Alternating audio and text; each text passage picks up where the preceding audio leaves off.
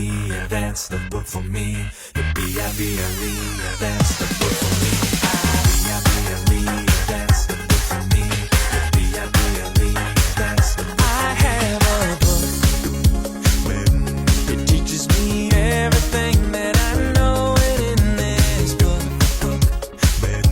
it shows me how I need to grow in my life. I read it every single day. It is the truth. It is my life and it's the way. It is how God speaks to me.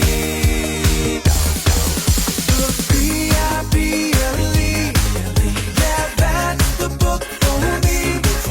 I stand alone on the word of God. The B-I-B-L-E, yeah, that's the book for me. B-I-B-L-E, that's the book for me. B-I-B-L-E, that's the. Sometimes my friends will they sing a different song and I'm not sure if they're right or if they're wrong. So I go and get this book off the shelf and learn from God, who the creator of life himself. It is his letter to me. The B-I-B-L-E, yeah, that's the book for me. I stand alone on the word of God. The B-I-B-L-E.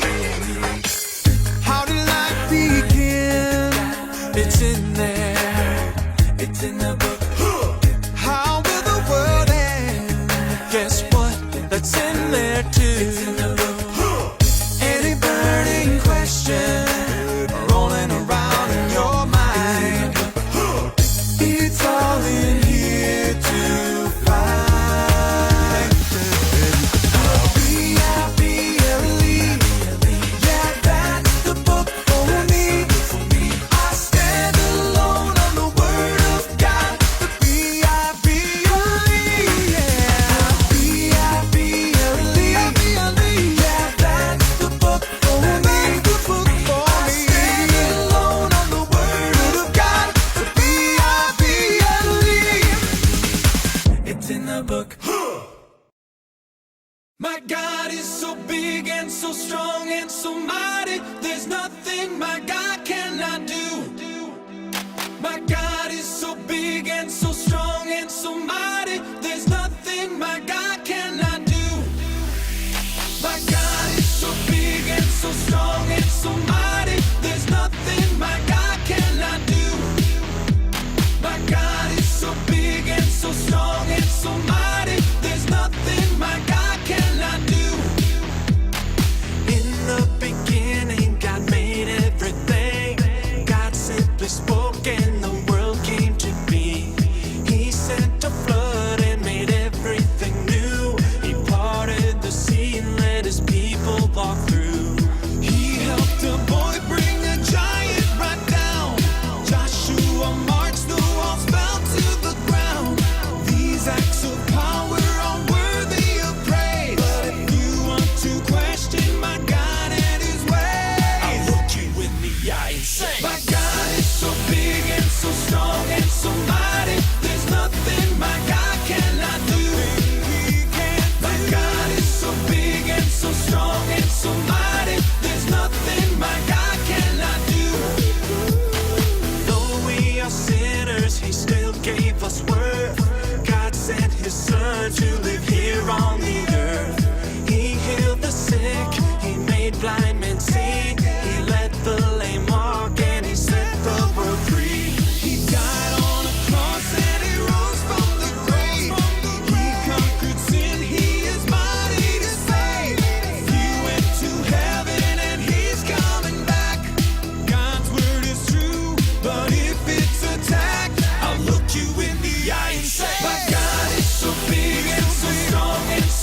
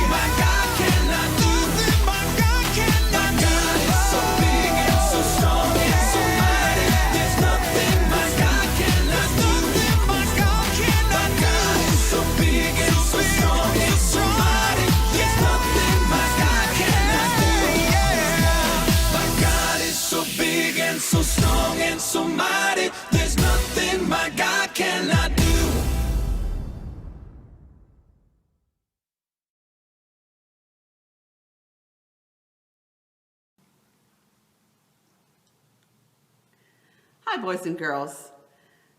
Do you know what day is coming up this week? It's Thanksgiving, that's right. And we're all going to be celebrating it in our homes, and some of the same and some kind of different ways. What's different for some of us are the decorations that we have. What I have here is one of my decorations. It's a turkey, and its tail is made up of candles. So when I light it, it looks like the turkey's on fire. That's one of my favorite decorations. I also have this, which is a pine cone and leaves that were made into a turkey. One of my friends gave me this one. I really like that. And I have this turkey. It just looks like a turkey. And this one that looks like a silly turkey because his legs are all striped. And this one, who's wearing a hat and has a sign that says, "Eat beef," because he doesn't want us to be eating turkeys. What kind of decorations do you have at your house? Do you have some things that are on the table, or maybe hanging on the refrigerator, or on a mantle? Some of the decorations I have are kind of silly, especially like this one. But there's something about Thanksgiving that is not silly. And that's what the day is really all about. We can have all sorts of fun decorations and good food and things like that. But the day is about saying thank you. Now, did your mommies and daddies ever tell you to say thank you when somebody did something nice for you or gave you something? I bet they did. And the reason they did it was they were trying to teach you to be grateful. To say, this is a nice thing that somebody did for me. It makes me happy and I'm glad they did it. And that when we say thank you, what we're saying is we're noticing that people do good things or nice things or give us things and that we appreciate it. We don't just expect it, but we appreciate it. And Thanksgiving is about saying thank you in a lot of different ways. Saying thank you to the people who make the meal for us. Saying thank you to the people who are around us just for loving us. And also saying thank you to God for all the good things that we have in our life. And that's the part of Thanksgiving that's not silly. That's a very serious part, because it's very important that we learn that our hearts say thank you. The big word for that is that we're grateful, that we appreciate the things that we have, and we say thank you for them. And that makes us people who are better people. We're able to love others better and to care for other people better and to thank God better when we are grateful people. And it's a good thing to do. It's a good way to be. Now, back to the silliness of Thanksgiving. If you watch the craft that's right after me here, you're going to see some pretty silly Thanksgiving hats on the people who are doing the craft. And that's okay too, because it's fun to have the silly parts of Thanksgiving also. So just remember though, at some point in the day, get serious and say thank you to the people around you and thank you to God for all that we have. Let's have a prayer. Dear God, thank you. Help us to be grateful people who can see the good things around us, who can appreciate the things that people do and say and give us, and can help us to be people who can do and say and give good things. Amen. Happy Thanksgiving, kids. Bye-bye.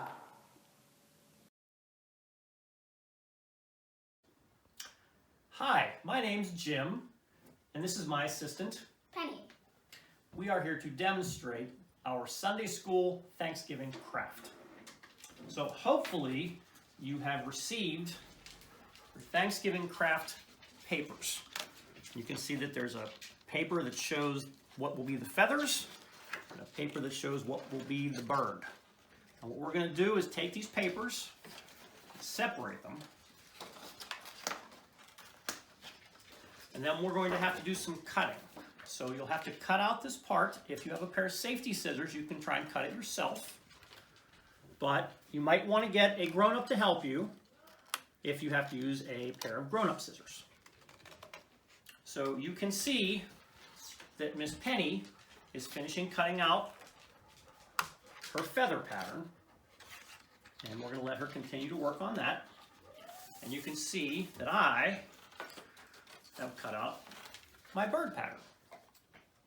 You have to make sure, though, you don't cut the part in between where the two birds' tops of their heads meet. You have to keep that part together because we're going to have to fold that part over. So if you cut, make sure you only cut around the outside part and leave that part in the middle together. So when you're done, it should look like two birds looking at the sky with their heads touching each other. Once you have your birds and your feathers cut out, and we'll see if Penny is finishing up her cutout over there. Almost done. You're going to want to do some coloring.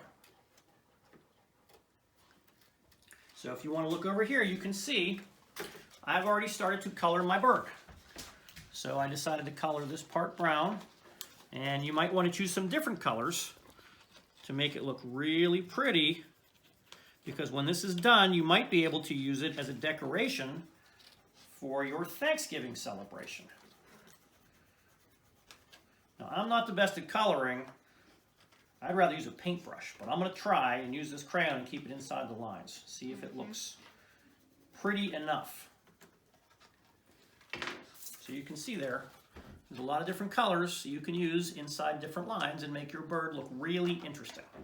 How are you doing over there, Penelope? Good. You got it all cut out? Yep. Okay, great.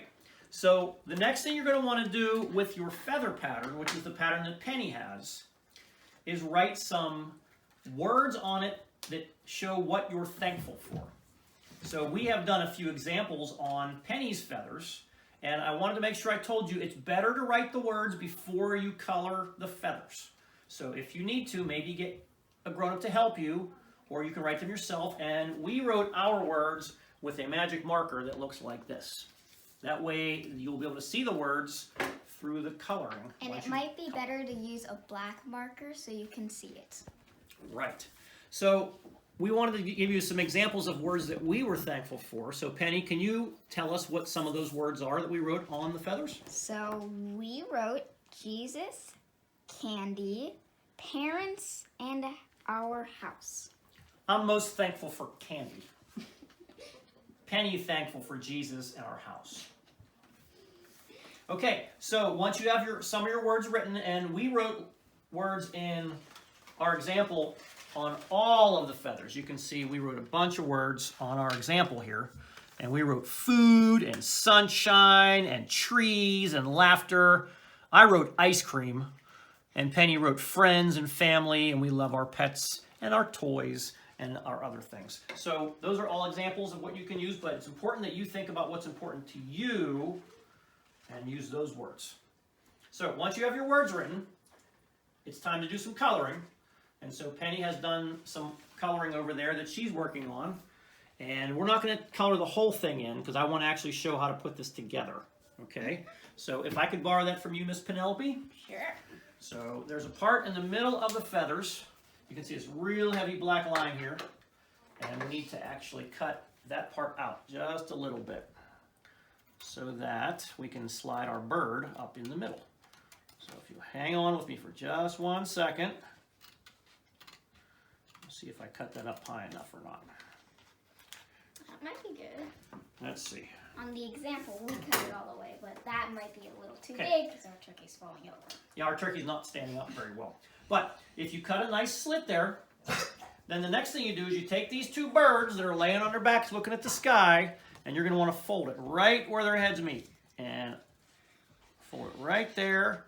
So once they're folded, you can see now you have a two-sided turkey. Okay? So it's time then you slide this together.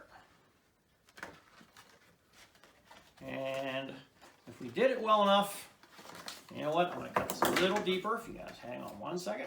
It's fine if it doesn't stand because ours, you can see, is falling over. Right. But if you can cut it just right and slide the feathers onto the bird, what you'll end up with is a nice turkey decoration. Now in ours, we like to fold the back out a little bit and help it to stand up a little better. But when you're done, that's what your bird should look like.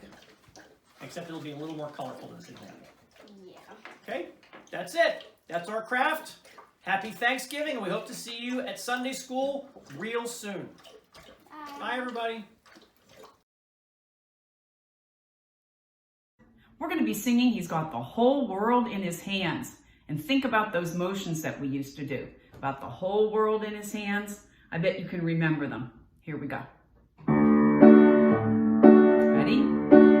He's got the whole world in His hands. He's got the whole wide world in His hands. He's got the whole world in His hands. He's got the whole world in His hands. Next one, little itty bitty babies. Ready? He's got the itty bitty babies in His hands. He's got the itty bitty babies in His hands. He's got the itty bitty babies in His hands. He's got the whole world in His hands. Okay, next one. He's got the wind and the rain. Ready? Here we go. He's got the wind and the rain in His hands. He's got the wind and the rain in His hands. He's got the wind and the rain in His hands. He's got the whole world in His hands. Next, last verse. He's got everybody. Ready? He's got everybody here in His hands. He's got everybody here in His hands. He's got everybody here in His hands. He's got the whole world in His hands. Let's sing the first verse, right? The whole world. He's got the whole world in His hands. He's got the whole wide world in His hands. He's got the whole world in His hands. He's got the whole world in His hands. Great job. I like that piece of music because I like to think about God having the whole world in His hands. It makes me feel good, and I hope that message makes you feel good too. I want you to remember, God loves you every day, every single day. I love you too. Okay, bye-bye.